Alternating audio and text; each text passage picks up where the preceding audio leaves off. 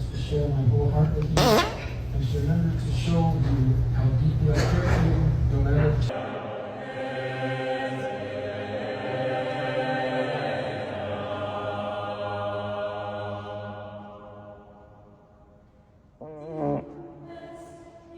Ready?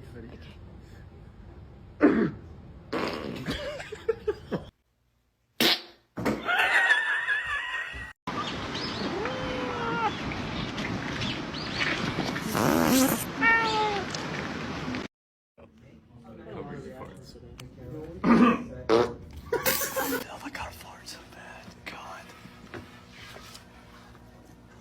Do you think if I tried to cover it up with a cough, they wouldn't hear it? Just do it.